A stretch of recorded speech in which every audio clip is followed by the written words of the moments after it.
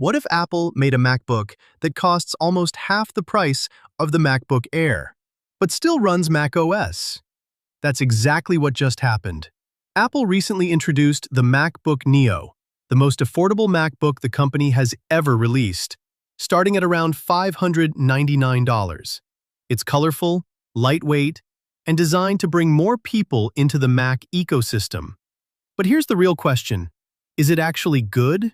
And how does it compare to the MacBook Air? Let's break it down. Hey everyone, welcome back to the channel. If you're new here, this is the place where we break down tech in simple terms so you can decide what's actually worth buying. Today we're looking at the brand new MacBook Neo and comparing it to the MacBook Air so you can figure out which one makes sense for you. Let's get into it. The MacBook Neo is Apple's new entry-level laptop designed for students, casual users, and anyone who wants a Mac without paying over $1,000. It comes with a 13-inch liquid retina display, 8 GB of unified memory, 256 GB or 512 GB storage, 2 USB-C ports, Wi-Fi 6E and Bluetooth, a 1080p webcam, and up to about 16 hours of battery life.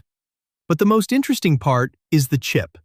Instead of using Apple's M-series chips like the Air or Pro, the Neo runs on the A18 Pro chip, which originally powered the iPhone 16 Pro. That decision is exactly what allows Apple to bring the price down so dramatically. Pros of the MacBook Neo. First, the price. At around $599, this is the cheapest MacBook Apple has ever released.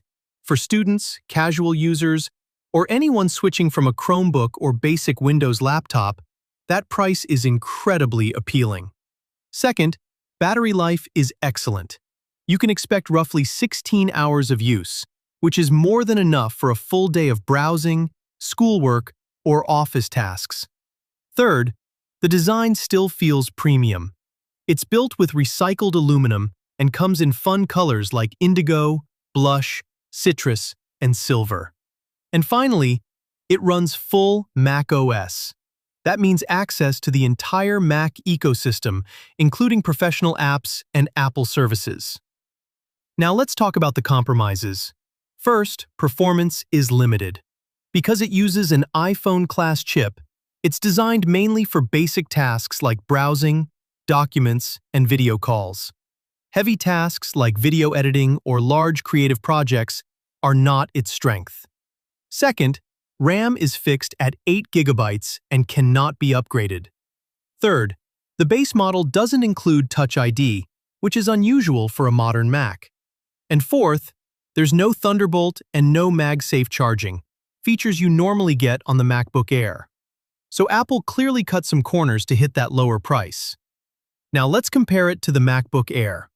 The MacBook Air sits higher in Apple's lineup and uses the more powerful M-series chips, which are designed for professional workloads and heavier multitasking. Compared to the Neo, the Air gives you significantly faster performance, Thunderbolt connectivity, MagSafe charging, better multitasking capability, and typically longer longevity. But the Air also costs much more, starting around $1,099 for newer models. So the difference really comes down to what you actually plan to do with the laptop. Who should buy the MacBook Neo? The MacBook Neo is perfect if you are a student, someone who mainly uses a browser, someone who writes documents and emails, someone who watches movies and YouTube, someone who wants the cheapest possible Mac. For those people, it's honestly a great value. Think of it as Apple's version of a Chromebook, but with macOS. Who should buy the MacBook Air? You should choose the MacBook Air instead if you edit photos or video, run creative apps, do programming, use multiple heavy apps at once, or want a laptop that lasts many years performance-wise. The Air simply has a lot more power and flexibility. What can we recommend for you? Here's the easiest way to decide. If your workload is simple and you just want a reliable Mac at the lowest possible price, the MacBook Neo is a surprisingly good option. But if you plan to do anything even moderately demanding, the MacBook Air is still the better long-term investment.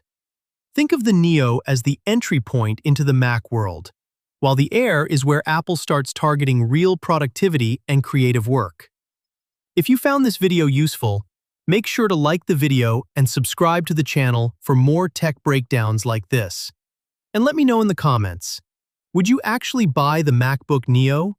Or would you still choose the MacBook Air? Thanks for watching, and I'll see you on the next video.